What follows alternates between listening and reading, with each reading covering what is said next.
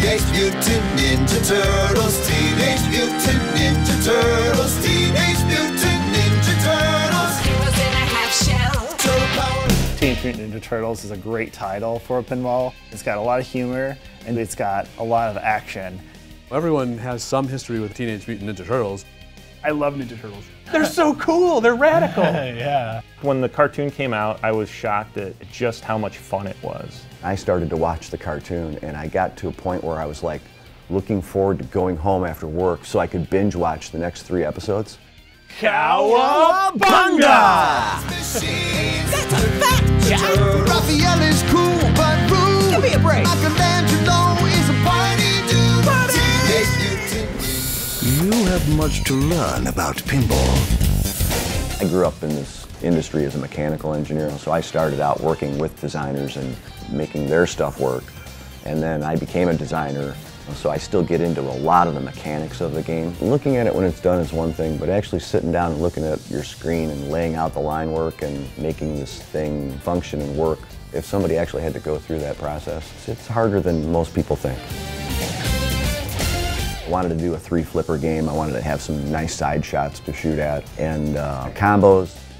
I just try to make it so that the novice player gets to see something cool and go, wow, that was neat, I want to make that happen again. But I want to make the game that's, that's really challenging for the hardcore players that are a lot better than I am at it.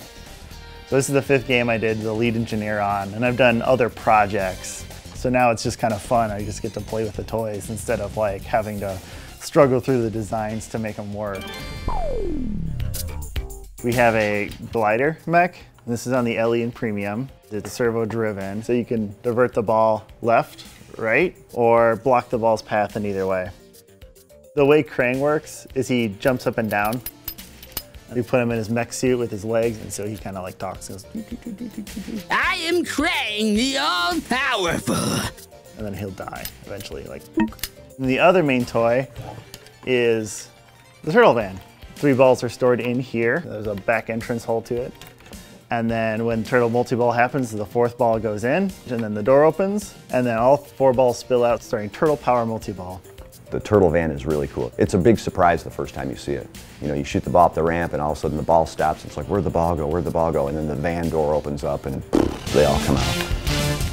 The pizza was also a lot of fun. The flipper on the left automatically goes up and diverts the balls off the flipper onto the disc. We can reverse it, so when the balls come to it, they spin, and say it spins clockwise. Then I stop it on a dime and rotate it the opposite direction. I just kind of stumbled across it one day. I was watching the balls go to the disc and fly off too soon. I just slowed it down with my finger. And then I watched the ball stop and I watched them circulate back the other way. And I'm like, that's really cool. We got to try to slow this thing down.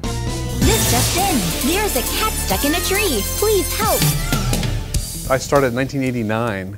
From college, I went to work for Williams. I made pinball machines for 10 years at Williams. And I came to Stern. I love pinball. I've always loved pinball.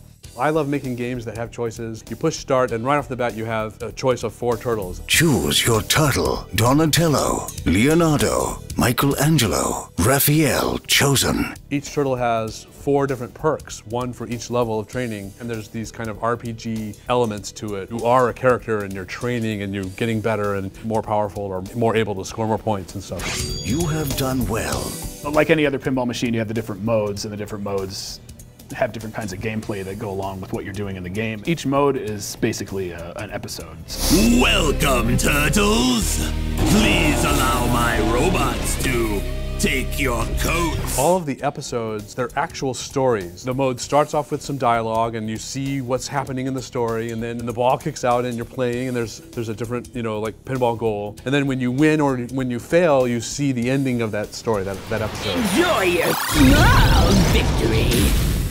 Cooperative play is not new, but it's very, very exciting. Turtles just lends itself really, really well to co-op because turtles already are a team of people. So if each player is a different turtle, then we're working cooperatively to get through the game. They have a chance of getting farther than any one of them would individually. They have 12 balls to get to the end of the game versus 3. It's a dream project for sure. Yeah. I was really excited to be such a big part of it, not only on the art side, but getting to actually develop the story, and then of course doing the voices was a lot of fun too. Crane, what are you doing here? We're here to do an interview. An interview? For what? It's for a thing for the pinball machine. What is a pinball? We told you about this. Everybody that worked on it was really into it. All the video guys really had a great time working on it. The animations are great to watch. So if you're watching somebody play the game, it's fun to just watch the display on this game. The artist is Zombie Yeti. Zombie Yeti. Zombie Yeti? He's a great artist. Yeah. He's done Ghostbusters and Iron Maiden and Deadpool and Primus and now Turtles. How did I get the name Zombie Yeti? I actually swore the fact that I chose something so arbitrary should speak for itself. Where does his name come from? To me, it's perfectly obvious when you look at him. I mean, the guy's like 8 feet tall and hairy as can be, and you know, he's a Zombie Yeti, yeah. Yeah, but I don't know where the zombie part comes from. Maybe he feels dead inside. That's deep. Gosh, I don't know. It's cool. Yeah, he's got a really nice style, and it lends itself well to the turtle property too. Yeah, it's great for pinball. A lot of very clean lines, a lot of bright colors. These are all things that, you know, grab your attention. The first thing that I always do when I get a playfield is I'll go ahead and actually lay out the shot paths. I mean, it's kind of like user interface mixed with illustration. Basically, the gutter was me trying to pay tribute to the beginning of the television show, to have the actual baby turtles in here. I wanted to have, obviously, the grouping of all the bad guys, the modes. From there, basically, I just tried to bring the city up. We knew that the pizza was going to be central, but then I decided, okay, I'm going to have the turtles actually interacting with that. Start episode, I wanted to harken back to the fact that, you know, when this show was around, technology was different, and we had these VCRs.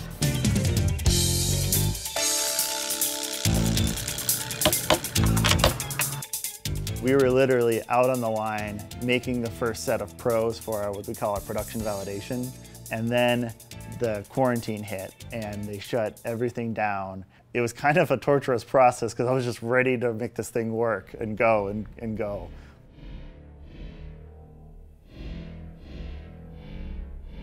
When COVID hit and we all went home and we all took games home and everybody just played and worked at home and you know, sent bug reports and, you know, wish lists and things like that to Dwight.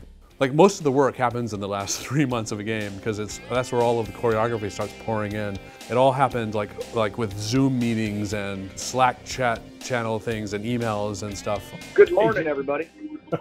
I took a shower and put on a shirt for this. Come on. I have several programmers and several artists. I tell them what we need, and they go about making awesome art. He would email out, here's the latest code revision, go download it. We'd all have to update and make sure every game is up to date so that everything can be ready when we could start up again.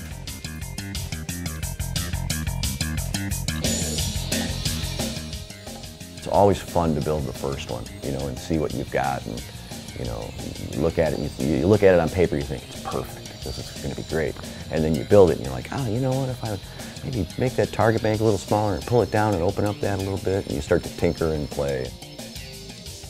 He's kind of a hands-on guy. He'll be out on the line and he'll get in there and tweak it, and yeah, I'll play through a game just to make sure everything works beautifully. I really kind of admire that dedication in me.